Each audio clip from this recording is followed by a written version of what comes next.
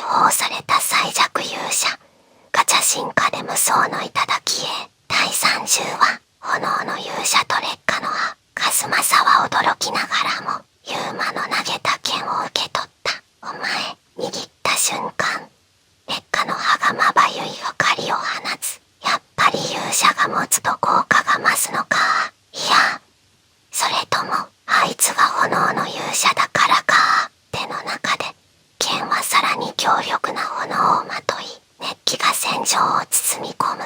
試すように一線を放つと燃える奇跡が声がき、目の前の魔族をあっけなく焼き尽くした。一心の表情が一瞬で驚きに変わる。これがお前の力か。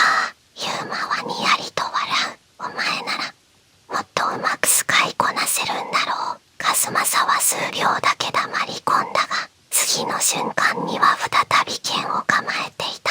紅蓮の葉がうなりを上げ、魔族の群れを切り裂いた。岬の魔法が輝きを増し、剣後の盾が不動の砦となる。兵士たちの士気は再び上がり、戦場にわずかながら勝利の気配が漂い始めた。だが、戦いはまだ終わらない。戦場の奥深くからさらなる気配が迫っていた。ユーマたちが戦況を立て直しつつあったその時、地響きが鳴り響いた。嫌な予感がするにゃ。言いなが耳をくくりと動かしながら瓦礫の先を睨む。不シーン。直後、地面が揺れ、崩れた建物の向こうから巨大な影がいくつもゆらりと立ち上がった。まさかまた巨人かよ。現れたのは宿野外で倒した個体と同じ作られた巨人。しかし今回はその数が違う。5体、6体、いやそれ以上数が多すぎる。新たに現れた巨人たちは昨ほどよりも明らかに多く、筋肉ワイワのように隆起し、武器も一回り凶悪だ。それぞれが巨大な斧や棍棒を握りしめ、鋭い牙をむき出しにしてうなっていた。王国軍の兵士たちはその威圧感に怯え、戦線が崩れかけている。下がるな。奴らの数は限られてる。カズマサが劣化の葉を振るい、士気を高めるように叫ぶ。その声が戦場の緊張をわずかに吹き戻す。そう、劣化の葉を託したユーマは天星の槍と風切れの葉を手に構える。ここは勇者たちを生かす戦い方にそう思考を巡らせた矢先、咆哮が轟いた。うおー。巨人の振り下ろした大剣が血を砕き、兵たちが吹き飛ぶ。戦熱が崩れた。させるか。カズマサが前へ躍り出る。ユーマ、お前の剣どこまでやれるか試させてもらうぞ。巨人の足元に滑り込み、劣化の葉を振り上げた。燃え盛る剣が巨人の脇腹を切る。グガー。巨人は苦悶の声を上げるが、そのまま拳を振り下ろしてくる。カズマサ、右だ。ユーマは風切れの葉を振るった。葉から放たれた風の斬撃が回転しながら風をまとい、巨人の腕を切り裂く。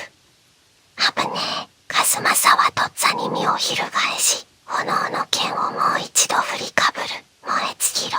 劣化の葉が真紅の炎を放ち、巨人の胸を切り裂いた。傷口から炎が広がり、巨人の動きがなまる。今だ。岬。岬がランタンを高く掲げ、澄んだ声で詠唱した。聖ゆかり唱は、まばゆい光が巨人の顔面に叩くつけられ、巨人は苦悶の方向を上げてのけぞった。聞いてる。ユーマは槍を構え、青白い炎をまとわせた。決めるぞ。天星の槍。ユーマが跳躍し、全力で槍を投擲する。槍は巨人の胸を貫き、そのうがたれた穴に一心の放ったザーメンが流れ込んでいった。瞬く間に玉の全身は紅蓮の豪華に包まれる。うおー。巨人はついに膝をつき、そのまま崩れ落ちた。残念が消え、戦場に新たな敵影が浮かび上がる。どうだ。一心、武器の使い心地はまあ悪くないな。カズスマサが剣を軽く振ると、刃先に炎が宿りゆらゆらと揺らめいた。驚いたぜ炎の力が、まるで自分の中から溢れてるみたいだ。お前の言い方にしては珍しく素直だな。勘違いするなよ。武器が優秀なだけだ。そっけなく返す一心に、ユーマは苦笑を浮かべた。だが、その剣さばきは、もはや自在に使いこなすもののそれだった。なら、分かってもらうまでさ。俺の力を、その言葉を皮切りに、新たな巨人たちが襲いかかってきた。カスマサが先陣を切る。やるしかねえ。劣化の刃が一戦すると、炎の残像が宙を走る。ズバーン。一体の巨人の逆部を切り裂き、瞬く間に炎が這い上がった。グガー。巨人は苦痛に叫びながら膝をつくが、すぐに持ち直し、巨大な斧を振り上げる。させるか、ユーマは。斧を持つ腕を狙った。鋭い風の斬撃が巨人の腕を切り裂き、一瞬の隙を作り出した。くらえ、カスマサが踏み込み、剣を振り抜く。真空の閃光がひらめき、巨人の首を断ち切った。爆炎が上がり、巨体が崩れ落ちる。いい感じじゃないか。ユーマは確信する。この一撃で、カスマサはもう劣化の刃を完全に支配していた。その一方で、剣吾もまた戦い方を変えていた。ドーン。くそ。重い。剣吾の守護の砦が、巨人の鉄槌を真正面から受け止める。通常なら粉砕されるほどの衝撃。だが、守護の砦はびくともしない。むしろ重圧を水のように受け流し、魔力が波紋となって、剣吾の足元を盤石に支えていた。これならいける。剣吾は後方の兵士たちを背に、大きく構える。お前ら、俺の後ろに下がれ。こいつは俺が止める。その声に、兵たちは顔を上げた。誰もが、目の前の男に勇者の姿を見ていた。